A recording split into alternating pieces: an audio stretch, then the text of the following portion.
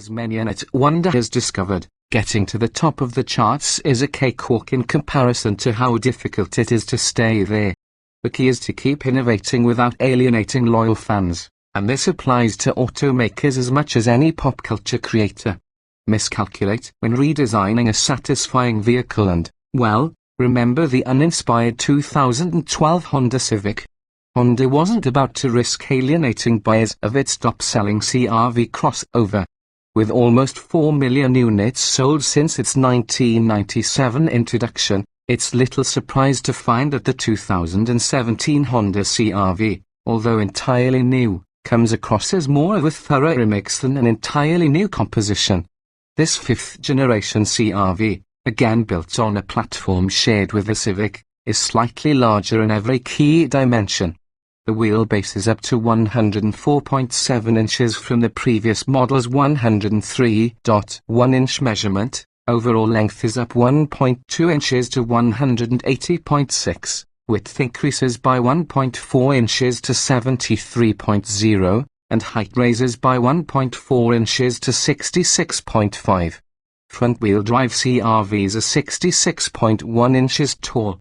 The rear spoiler and LED daytime running lights are now standard kit, while the choice of rolling stock is 17 or 18-inch aluminium wheels, skipping the steel 16 inches that used to serve on base models.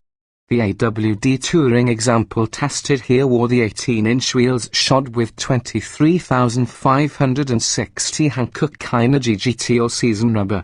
A familiar tune, while the interior is familiar in terms of layout and ergonomics. The level of detail and quality of materials have been ratcheted up.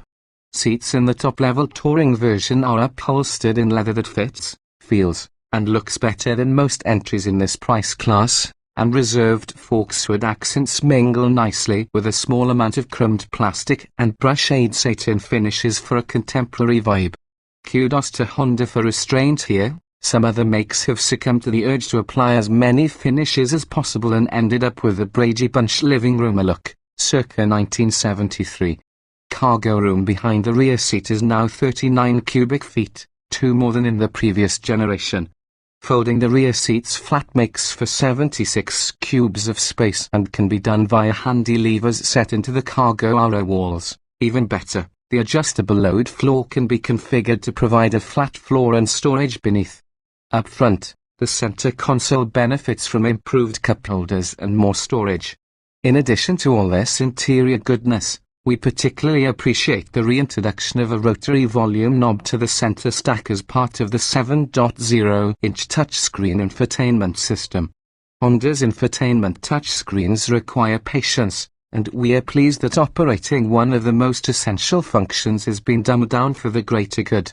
Equally encouraging is the effort to reduce interior noise levels. We measured 69 decibels at a steady 70 miles per hour cruise, a 2 decibel decrease in ambient interior noise levels over a previously tested 2015 CR-V Touring AWD. Hit-making power. The most dramatic departure from the CR-V's hit-making formula can be found under the hood. A turbocharged 1.5-litre engine comes as standard issue in X, EXL, and Touring trims, while the base LX carries over the previous model's naturally aspirated 2.4-litre four-cylinder. Similar to the turbo 1.5-litre found in the current Civic, the CR-V's has a slightly lower compression ratio 10.3 to 1 in the CR-V versus 10.6 to 1 in the Civic, and higher boost pressure to generate 190 horsepower and 179 lb-ft of torque. That's 5 horses more, but 2 lb-ft less torque than the former 2.4-litre made, yet it's a significant 16 horsepower and 17 lb-ft more than this engine produces in the Civic. Honda also updated its all-wheel drive technology with a variable system capable of distributing torque fore or aft based on acceleration, wheel spin, throttle position, and steering wheel angle. We found it seamless and virtually transparent in operation, detecting a shift in torque only during abrupt throttle inputs while cornering. Although CVTs aren't our favorite transmission type, the continuously variable automatic in use here is among the most tolerable. It simulates shifts at the appropriate time, so the rubber band sensation is mostly absent. After a brief local lull as the turbo spins up, acceleration is linear and seamless, and the CVT and turbocharged four-cylinder are about as well matched as any automatic transmission and engine combo these days. Considering that the engine's maximum torque arrives at a relatively low 2,000 revolutions per minute and hangs on until 5,000 revolutions per minute, the CVT has a wide swath of grunt to work with, and what it gives up in instant response it makes up for with predictability and by largely staying invisible in operation. At full throttle, the CR-V hit 60 miles per hour in 7.6 seconds and erased the quarter mile in 16 seconds flat, clearing the traps at 89 miles per hour while far from earth-shaking. These figures shave 0.6 off the times we achieved with the aforementioned 2015 Touring model with a 2.4-litre and CVT. Those times also are comparable to those of the 2016 Mazda CX-5 2.5 litres AWD 7.7 and 16.0 seconds and the 2016 Hyundai Tucson Eco 1.6T AWD 7.4 and 15.9 seconds.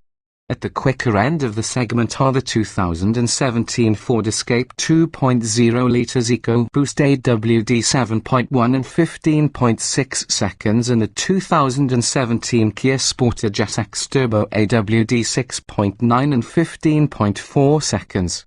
When it comes to efficiency, though, the CR-V shames all compact SUV comas.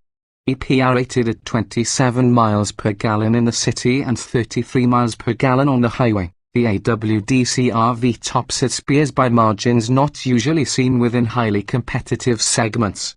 That's a whopping 5 miles per gallon better in both measures than the equivalent all-wheel drive Escape, which also is powered by a 1.5-litre turbo, as well as the Toyota RAV4 AWD. In our real-world highway fuel economy test, run at 75 miles per hour, we recorded the 32 miles per gallon for the CR-V, just 1 mile per gallon shy of its EPA highway rating.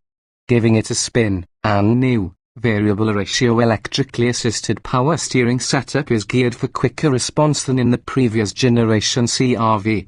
While the ratio change eases maneuvering in tight spots, we're also happy to report that directional response and turn-in feel are a bit sharper.